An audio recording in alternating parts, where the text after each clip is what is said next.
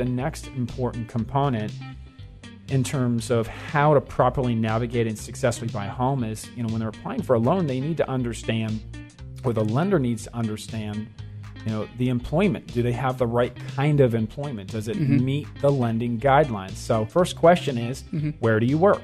How long have you worked there? What's your position, et cetera, et cetera. And every lender is going to want to know what you have done for the last 2 consecutive years. Now, I will tell you, if you just work a regular W-2 job and you've been there for 3 or 4 years, it's very easy for the lender to say, okay, great. Check, right? That box has been checked. That's right. A lot of people own their own business, okay? And Brian, because of your background and the culture that you work with, we have worked with owners of wig shops, beauty parlors, dry cleaners, restaurants, you name it, right? Yes. They may own their own business. And some people just pay themselves from the business on their tax returns, what I call from Schedule C income from being self-employed. Others will pay themselves a W-2 on a regular paycheck and pay them a certain amount of dollars per month.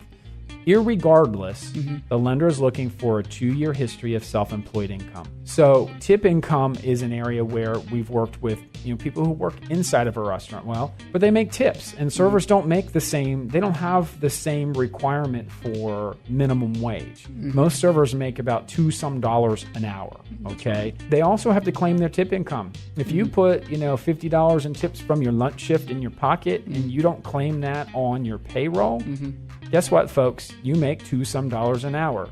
Guess what, folks? You qualify to buy a Fisher-Price home from Toys R Us, not a home that Brian wants to sell you, right?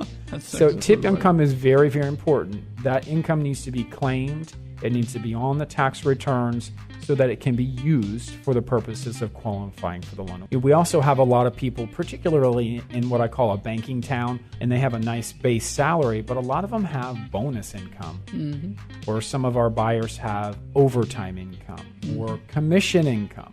Those two, or those types of income also, the lender in general is going to want a 2-year history.